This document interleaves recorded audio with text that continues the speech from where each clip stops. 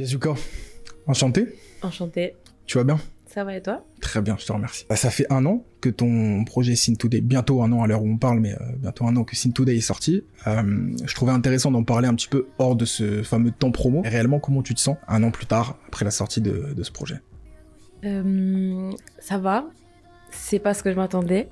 Mais ça m'a aidé du coup pour voir ce que je pouvais améliorer moi derrière niveau promotion, on va dire, et sponsoring. Ok. Mais musicalement parlant, le projet pour moi c'était exactement moi et ce que je voulais faire depuis. Et la vision elle était là depuis. Donc franchement je suis à 50-50 on va dire. Genius est beaucoup intervenu sur ce projet. La question que je me pose à ce propos-là, c'est quelle importance il a joué justement dessus et quel a été son rôle. Il m'a beaucoup aidé parce qu'on a passé des nuits entières au studio à créer des prods de A à Z en cherchant toutes les références sur YouTube, en allant voir tous les chants de pays qui sont tout petits dans la carte et tout, on rajoutait avec des mélos qui n'avaient rien à voir. Et du coup, on a réussi à créer quelque chose qui me correspondait vraiment. Du coup, il était là depuis le début. C'est une partie très importante dans le projet. Tu me dis que vous êtes allé chercher un petit peu partout. C'est ça. Comment vous avez construit ce projet? Combien de temps vous avez mis? Le processus, en fait, c'est simple. À chaque fois, avec mes 3 projets que j'ai sortis, Oui. il y a toujours un déclic sur un des sons du projet qui va m'amener sur un nouveau style que je vais du coup pouvoir accentuer sur le projet d'après. Et Scene Today, en fait, c'était vraiment Sechisei de Kalimat. Oui. Et en fait, ça m'a amené vraiment sur un nouveau style que je pensais pas pouvoir faire. Et du coup, après, on est parti vraiment en free total. On a fait des choses que moi-même, je pensais pas faire. Comme avec Carta Joker, on était parti sur un truc très tranquille et chill. Et au final, j'ai demandé d'accélérer le BPM. On a pitché la voix. Et on s'est retrouvé avec un morceau qui était vraiment... je m'attendais pas à faire ça, en fait. Ok. Pour prendre appui du coup sur un autre projet que sur ton projet précédent, Kalimat, à mon sens, c'est un projet un peu plus ouvert, ce que je disais, Ouais. tant en termes de lyrics du coup que dans les sonorités. Mais j'ai l'impression, c'est ce que tu disais juste avant, que t'as poussé ton univers de A à Z, et pour moi c'est une mission très réussie. Comment le public a perçu, je vais appeler ça très grossièrement, mais ce changement de DA? Je pense que les gens, ils ont... en tout cas, les gens qui me suivent depuis, ils ont kiffé, ils ont compris directement c'était quoi les références. Mais les nouveaux, ils n'ont pas vraiment accroché parce que les sonorités, elles sont un peu trop poussées. Du coup, j'ai compris qu'il fallait trouver une bonne balance, on va dire, un équilibre. Oui. Et du coup, moi, malheureusement, ou heureusement, j'ai fait ce que j'ai fait. Et les gens, du coup, je pense qu'ils n'ont pas vraiment accroché. Tu nous as montré beaucoup de facettes différentes dans ce projet-là. Pour moi, j'en vois 3. Il y a une première partie d'introspection, une deuxième un peu plus festive, et une dernière où vraiment tu te livres complètement. C'est quelque chose que tu avais déjà fait dans ton projet précédent sur Kalimat, avec 2 parties. Est-ce que justement, dans ta manière de concevoir ce projet, ou tes projets tout court, ce sentiment de dualité un petit peu, c'est la chose avec laquelle tu te sens le plus à l'aise? C'est exactement ça. En fait, j'aime bien faire cet effet crescendo. C'est soit ça va en bien ou ça va en mal. Oui. Et au milieu, on se retrouve dans un équilibre qui est super stable. On est sur une lumière qui est assez pure, on va dire. Et après, soit on sombre, soit on retrouve la lumière. Et sur le dernier projet, du coup, c'était plutôt, on va dire, un côté sombre. J'aime bien comment ça finit avec le piano. Ouais, moi ça aussi. finit sur une belle note. C'est assez rare, je trouve, d'un point de vue purement auditeur, d'avoir un format aussi poussé et un univers aussi poussé sur le format EP. Pourquoi l'avoir réfléchi comme tel? Moi, mon problème, c'est quoi? C'est qu'à chaque fois que je fais un son, il faut qu'il soit unique. Genre, même les mélodies, j'aime pas faire des samples, j'aime pas faire des trucs qui existent déjà, en fait. Je suis obligée de faire un truc que j'ai pas écouté avant, et du coup, dans ma tête, c'est tellement ça que ça va pas sortir. Oui. Genre, jusqu'à que je trouve la mélodie parfaite et que le son, il est ça y est, je me dis putain, enfin, c'est exactement ça que je veux. Tu délaisses un petit peu le français sur ce projet-là. Est-ce que ça a été une prise de position bien réfléchie ou simplement ça t'a semblé plus naturel? En fait, je sais pas comment les gens ils vont percevoir ça, mais je pense que les gens qui viennent d'Italie, qui sont / marocains ou tunisiens ou algériens, il n'y a pas vraiment d'Algériens mais plus de Marocains, ils vont comprendre parce que on est tellement habitué à la maison de parler marocain et italien, et un peu de français aussi parfois, que c'est tellement naturel. Du coup, dans ma tête, c'était pas possible de faire un full français. C'est pas moi, ça me correspond pas. Si je fais ça, je vais mentir à moi-même. Sur la suite, tu penses que tu te focaliserais sur une seule langue ou tu veux justement garder cette mixité linguistique? Ouais. Ok. Non, même là, j'ai posé des sons en français, anglais et italien, et il y a déjà des gens qui ont écouté dans le milieu. Ils se sont dit, même s'il y a des parties que c'est dans des autres langues, j'ai compris ce qu'elle disait. Moi, ça me va. Et je pense pas que je vais changer parce qu'il y a des Zeyna. Il y a le pire, c'est que ces personnes, elles viennent faire ça. J'avais fait ça il y a 5 ans, mais les gens, ils voulaient pas comprendre en France. Mais à l'étranger, ils ont fait ça, les gens, ils ont compris. Ouais. Et c'est ça, je me dis, en fait, en France, il faut que les gens, ils poussent un peu plus le truc dans leur tête. Genre, il faut qu'ils s'ouvrent un peu plus d'esprit, vraiment. Il y a un rapport assez poussé concernant ton enfance, notamment du coup sur la cover. Est-ce que tu peux nous expliquer un petit peu comment vous l'avez réfléchi? Oui, du coup, on se retrouve vraiment sur une lumière qui est au milieu, du coup, l'enfant, moi, avec une tenue blanche pure. Et derrière, on a tout le chaos total, en fait. Oui. Comme sur le projet, on est sur la lumière au début, et derrière, on descend avec le chaos total. Je vois qu'on a depuis le début de ma musique, c'est vrai. C'est vrai qu'elle me voulait près d'elle tous les soirs pour apaiser sa peine. Ah, non, maman, j'oublierai jamais tous les sacrifices, galères passées. Ah, ah, ah, ah. Je ressens le vide. C'est plus sur mes cheveux levés. Ce moment est unique. Je ressens le vide. Chaque fois que je partais, tu me disais vite les mots. Justement, à ce propos-là, Benti, c'est un titre qui est dédié à ta maman. Oui. Probablement la track la plus deep. Moi, c'est le titre sur lequel je te découvre, justement, à l'époque où tu le sors en single, d'où mon intéressement un peu plus poussé. M'expliquer le processus un peu créatif de ce titre-là. En fait, Benti, c'est venu d'une période qui était vraiment très très sombre. Genre à ce moment-là, dis-toi que c'était la première fois où j'écrivais chez moi. Genre j'écris tout le temps en studio, ou j'écris après avoir fait ma top line en vrai. Et là, c'est tellement venu spontané, je sais pas, c'est tellement deep ce moment-là que du coup, je sais pas, vers 4h du matin, et je sais pas ce qui s'est passé dans ma tête. Et le pire, c'est que moi, quand je dors, je sais pas, je fais des rêves ou moi, je fais des textes. Du coup, je me réveille. Et du coup, j'écris et bam, directement, je dis Genius, j'ai trouvé un putain de truc là, il faut vraiment qu'on aille au studio et tout. Et le lendemain, on est parti, on est resté jusqu'à, je crois, 7h du matin. On a posé le Il a fait la prod à partir de ton texte ou ouais. C'est ça. Ok.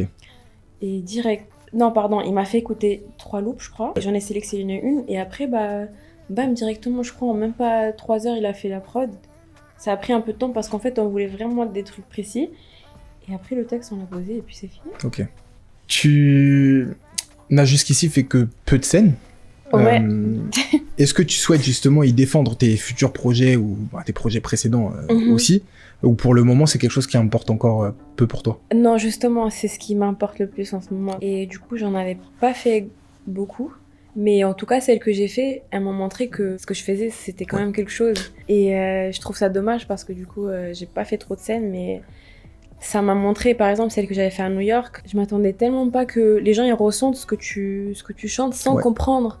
Clairement, à la fin, il y avait une daronne, je crois, elle avait 60 ans, un truc comme ça. Elle vient, elle pleure, elle me dit je comprends pas, mais je ressens tout ce que tu dis. Et là, juste après, il y a 2 mecs, ils arrivent avec leurs ordi en mode yo, can we send you some beats and stuff? Je suis en mode quoi?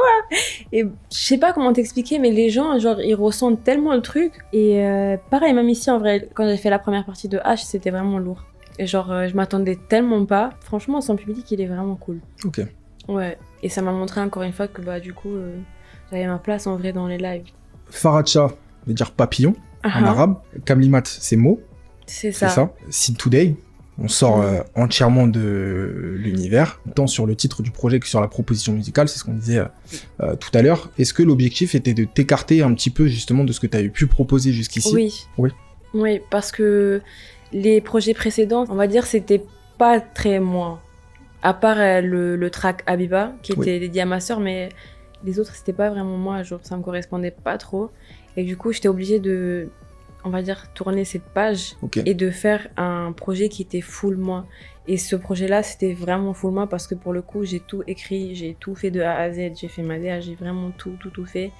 Et franchement, je remercie pour ça, parce que j'ai vraiment fait tout et c'était trop cool. Comment tu te situes par rapport à cette triple palette linguistique du coup? Tu chantes en anglais notamment sur Rose Noire, tu chantais en anglais, tu chantes aussi un petit peu, je crois qu'il y a quelques lines sur Vai Piano du coup. Ouais. De l'italien, du français, de l'arabe. Au-delà de la langue, j'ai l'impression que il y a un aspect aussi un peu culturel, ce qui est tout à fait logique. Ça rejoint un peu la question que je posais tout à l'heure, mais viennent plus naturellement dans une langue ou dans une autre, même Grave. sur tes... Mais Ouais. tellement... Les gens, ils vont pas comprendre. C'est, comme j'ai dit, c'est les gens qui ont vécu dans un autre pays, qui sont installés du coup, soit en France, soit à Londres. Et c'est plus fluide. Genre, le switch, c'est comme Hamza, par exemple. Oui. Hamza, il fait ça en français. Ben, moi, je le fais avec mes langues natales, on va dire. Pour moi, c'est plus simple et ça sonne mieux, je trouve. Moi, j'arrive pas à trouver full français bien, en tout cas pour moi. Ok. Genre, ça colle pas. C'est moins deep. C'est moins deep, ouais. exactement. Où est-ce que tu tires le plus ton inspiration? Parce que j'ai l'impression que dans ta musique, ça va au-delà du paysage musical français, tu vois. Honnêtement, l'Espagne. L'Espagne? Ouais. Ok. Il y a pas mal d'artistes que vraiment je me retrouve à chaque fois quand je les écoute. Il y a Judelin, Rosalia, après c'est un classique. Et plein d'autres artistes niches que j'ai oublié le blaze, mais ils sont tellement forts. Genre, les mélodies, c'est exactement ce que moi je fais. Oui. Et quand j'écoutais, j'étais en mode, oh, c'est ça en fait. Et pareil, c'est quelque chose qu'en France, les gens ils vont pas vraiment écouter parce que c'est pas trop le délire des gens ici en France. Ok. Mais je trouve ça vraiment bien travaillé, c'est trop bien fait. Et Jodine, je sais pas si tu connais un peu. Ça me parle pas. Rosalia, du coup, forcément. Après, mais, t'as Nati Peluso, je sais pas si tu vois qui c'est. Non, non plus. Non. Je t'avoue que moi, je suis un mec un peu... FR. Ouais. Ou States à la rigueur, mais Ouais, je suis encore un peu trop fermé. J'essaye de m'ouvrir, mais bon. oui. Quel œil, justement, tu portes, question un peu plus générale, mais quel œil tu portes sur la créativité en France? Je parle de créativité parce que tu fais pas que de la musique, t'es aussi dans le domaine de la mode. Comme je dis à chaque fois, les deux, enfin l'un ne va pas sans l'autre en fait. Ton style vestimentaire va riflettere, je sais pas comment on dit, ta musique. Et je trouve ça super intéressant et à chaque fois j'essaye de faire mes propres créations. Même dans la vie de tous les jours, en vrai, j'aime bien porter des trucs que je fais. Ok. Et même si je suis une feignante, on va pas se mentir. Je suis une feignante, je sais faire des trucs de malade, mais j'ai tellement la flemme parce que tout le monde fait ça maintenant. Du coup, je me dis, c'est pas grave. L'un ne va pas sans l'autre, en fait. Ok. De toute façon, on le voit, enfin, t'as plein d'artistes, quand tu les vois, tu dis, c'est lui, en fait. Genre, ce style-là, c'est lui. Tellement que maintenant, t'as des magasins fast fashion, ils vont faire la même chose parce que du coup, les petits, ils veulent ressembler à cet artiste-là, en fait. Donc, voilà.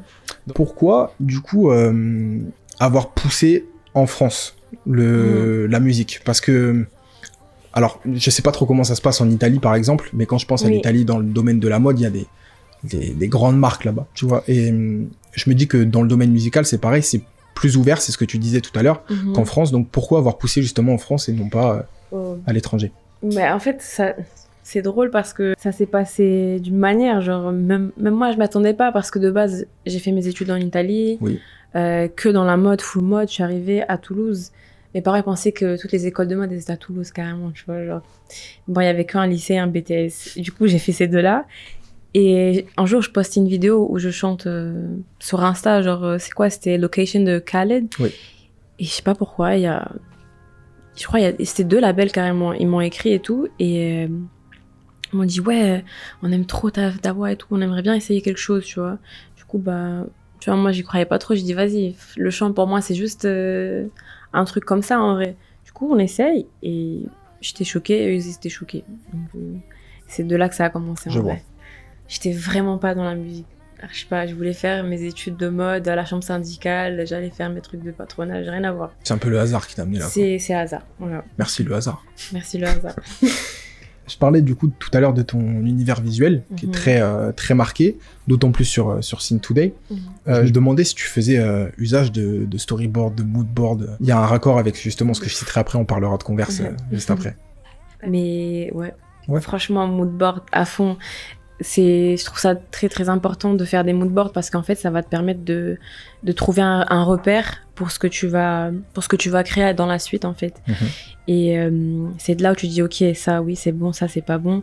Et carrément quand tu vas faire un mood board, ça va pouvoir t'aider à faire des nouvelles idées derrière et trouver des nouveaux trucs derrière, enfin des nouveaux délires. Il y a mood board pour moi c'est vraiment la clé de tout ce que tu vas faire, même pas enfin dans la musique, mais peu importe ce que tu vas faire, un mood board c'est important en fait. La clé de la créativité. Exactement. C'est une clé USB. Du coup, on l'évoque un petit peu, on tease depuis tout à l'heure, Converse. Yes. Est-ce que tu peux expliquer un peu plus en détail le concept de ce workshop qui s'appelait du coup les Converse All-Star Talents All-Star, c'est ça? Yes. En fait, vu que j'avais fait la campagne à New York, oui. Ils avaient kiffé en fait mon délire et tout. Et ça m'a permis de faire un workshop avec Stadium. Okay. Et c'était un édito avec Nylon. Et pareil, ils avaient encore plus kiffé parce que derrière, quand j'avais fait le shooting et tout, avec Nylon, j'avais fait ma propre DA, mon stylisme. Ce qui fait qu'ils ont dit, ok, c'est vraiment lourd. Elle est venue avec un mood board, etc. Elle avait déjà les idées. Et de là, ils ont proposé en mode, ouais, est-ce que ça lui dirait de faire une paire avec Converse? Et je m'y attendais vraiment pas. J'étais pas prête du tout. Et ça s'est fait naturellement. C'était en plusieurs étapes. C'était très long quand même. Ouais. Je crois que ça avait commencé en janvier, où on a eu un premier call où en gros il m'expliquait le processus, comment ça allait se dérouler, etc. Et le deuxième, c'était vraiment mettre à plat un peu les idées par rapport à la semelle, comment on allait associer les couleurs, quel type de DA je veux faire derrière, etc. D'accord. Et moi, du coup, je me suis dit, pourquoi pas ne pas faire ça en lien avec mon projet qui allait sortir. Et c'est ce qui s'est passé. Voilà. Ok. J'ai relié les deux et j'ai fait un mood board qui s'appelle Scene Today. Et pareil, sur la paire, il y a Scene Today brodé un peu. C'est très minimaliste. Et j'avais pas trop de choix. Faut pas mettre d'access. Mais ça reste quand même une paire que j'aime bien et que je trouve en vrai, elle va bien avec tout. Si je me trompe pas, il y a eu des intervenants. Notamment, il me semble avoir vu Chrissy ou des membres du Jeune Club au workshop. Oui, c'est ça. C'était ça? Du coup, oui, on a fait 2 journées avec sa fanbase et la mienne. Et en gros, d'abord, on a expliqué un peu le processus de la musique, de tout ce qui était top line, comment poser un son, enregistrer, etc. Et après, je crois que c'était le lendemain où tout le monde a sélectionné une prod, ils ont écrit leur texte et ils ont posé directement. D'accord. Et en gros, ça s'est passé un peu comme ça. Ok. Ça va, c'était vraiment chill en vrai. C'était cool. T'as bossé du coup sur la réinvention d'une Converse, c'est ça? C'est ça. Tu l'évoquais tout à l'heure, quand tu crées un titre, tu le crées de zéro. Comment tu vois le process créatif à partir de zéro? Ouais. Et à partir de quelque chose qui existe déjà du coup? Un truc qui existe déjà, pour moi, c'est plus simple. Et dans ma tête, en tout cas, c'est plus simple parce que j'ai plein d'idées qui arrivent dans la tête. Et je me dis, ouais, ça peut être associé avec ça, ou je peux modifier avec ça. Alors que quand c'est fait vraiment à partir de rien, ça va te prendre encore plus la tête et ça va te prendre encore plus le temps. Et limite, tu vas pas le faire à la fin. Et que, par exemple, pour moi, je vois un jean basique, un truc simple, directement dans ma tête, ouais, je vais l'associer avec un, je sais pas moi, avec un survêt, je vais découper le survêt, je vais le coller avec le jean et bam, ça va me faire une pièce que personne a en vrai. Alors que si je fais une pièce un mois de A à Z, je sais que je vais me prendre tellement la tête que je vais jamais finir.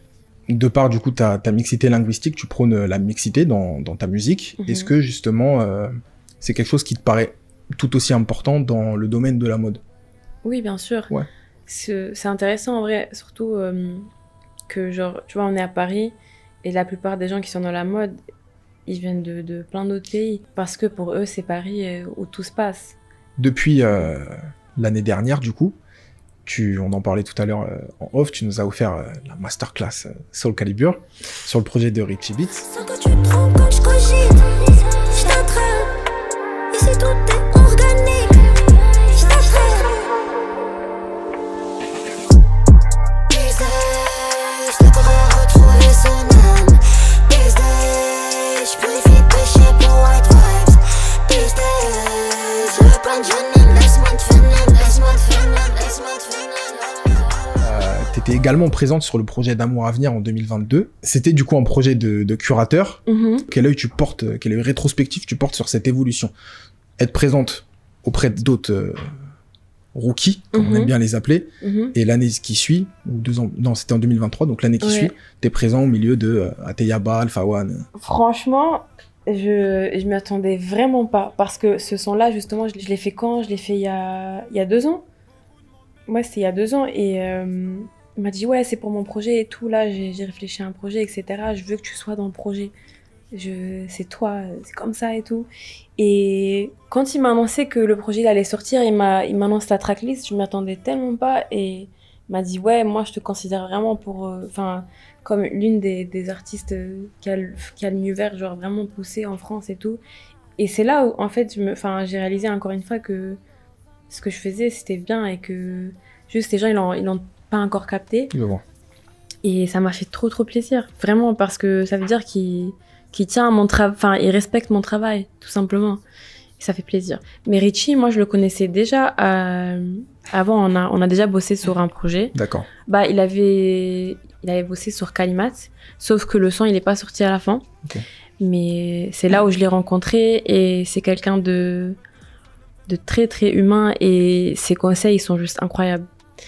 Il te donne des conseils et tu te dis, waouh, mais en fait, la vie, c'est pas ça. Et je me remets à chaque fois en question. Je me dis, mais en fait, il faut que je me concentre que sur ça. Pourquoi je suis là, j'écoute ci, ça. Mais en vrai, Richie, c'est une très bonne personne. En dehors, c'est ce que tu me dis là, en dehors de ce que Richie a pu voir, en dehors de ta voix aérienne, t'as un univers, une voix, des top lines, une parole à exprimer, en tant que parolière, mais également, moi je le vois comme ça, en tant que compositrice. Est-ce que tu as déjà pensé, ou est-ce que tu l'as déjà fait, composer pour d'autres artistes? J'aimerais trop. Ok. J'aimerais trop faire des trucs pour des autres artistes, en vrai. Parce que je sais, quand je vais les voir, ça m'est déjà arrivé d'être au studio pour des autres artistes et tout. Je me dis, mais j'aurais vraiment fait ça. Mais pour l'instant, j'ose pas encore. Pas encore le cas. Mais j'aimerais trop le faire. Une question qui est très souvent abordée quand on interviewe des rappeuses ou des chanteuses R&B, mais moi je trouve d'autant plus intéressant d'avoir ton avis là-dessus. Qu'est-ce que tu penses de la place des artistes féminines dans les métiers de l'art, de manière générale? Malheureusement, il n'y a pas trop de lumière encore, parce que je pense que les hommes, ils ont peur encore. Ils ont peur, ils savent la plupart des femmes, elles ont tellement de potentiel, et je mets pas tout le monde dans le même sac, hein. Moi, je te parle de certains hommes, pas tout le monde, parce que la plupart aujourd'hui, ils respectent, carrément, ils repartagent le travail des go et tout, donc non, en vrai, ça déjà, c'est une bonne évolution, je trouve, par rapport aux années précédentes. Il faut plus nous mettre en avant, parce que notre travail, il est juste incroyable. Tu bosses du coup désormais en indé depuis 1 an. Est-ce que tu te sens plus libre dans ta manière de t'exprimer, que ce soit sur les réseaux? Dernièrement, j'ai l'impression que tu balances, t'es actif sur les réseaux, et tant mieux. Ouais. Mais est-ce que tu te sens justement effectivement plus libre, même dans ta manière de te créer, par exemple, quand tu vas créer un titre? Honnêtement, oui. Je suis beaucoup plus libre, et je suis très contente, parce que on va dire que c'est pareil, c'est une évolution. Genre, on passe du coup là, c'est le contraire de Sin Today. Genre, on passe de sombre à lumière, et en vrai, c'est cool, parce que là, ça m'a permis de trouver des nouveaux styles. Je travaille beaucoup avec Samy au studio. Ouais. Et là, on est en train de bosser sur un nouveau délire. Franchement, je m'attendais vraiment pas que moi, je pouvais poser ça. Sincèrement, je me découvre tous les jours. Quand je suis au studio, tous les jours, je me découvre. Je me dis, mais wow, j'ai fait ça encore une fois. Et c'est rassurant, en vrai, parce que ça veut dire que j'ai pas perdu le truc que j'ai dans ma tête. Et à chaque fois, peu importe le style, quand on va me mettre devant moi, je sais que je vais savoir faire quelque chose derrière. Et ça me rassure, en vrai. De nouvelles choses, du coup, prévues pour cette année, des nouveautés? Oui. Du coup, je vais être sur 2 projets qui vont sortir. Je vais pas te dire tous les 2, mais je peux te dire un, en vrai. Okay. Je suis sur le projet de Nord-Africa. C'est une page US. Elle est curate à partir des États-Unis. En fait, ils s'occupent de tous les artistes maghrébins. Oui. Enfin, Nord-Afrique. Et il y a pas mal de têtes dedans qui sont connus, donc pareil, je m'attendais pas. Connus en France ou Non, globalement, vraiment. Et je m'attendais pas, je me dis wow, quand même. Et donc ça fait plaisir, encore une fois, parce que ça veut dire que les gens, ils kiffent. Et j'aime bien, parce que du coup, là, le son, c'est un peu comme Carta Joker, un peu dans le même délire. Et l'autre, je peux pas dire. Mais c'est une tape full meuf. Voilà, ça c'est cool. Un projet de ta part, ou uniquement de la présence du coup sur... On va dire, il y a plutôt des singles. Cette fois, j'ai envie de partir sur une stratégie plutôt singles, balancer que des singles et laisser vivre du coup les sons. Ok. Et pas envoyer tout d'un coup. Parce que j'ai pas envie d'étouffer les gens et je préfère leur faire découvrir vraiment petit à petit le nouveau délire. Je comprends. J'ai hâte. Voilà. Merci. Merci à toi.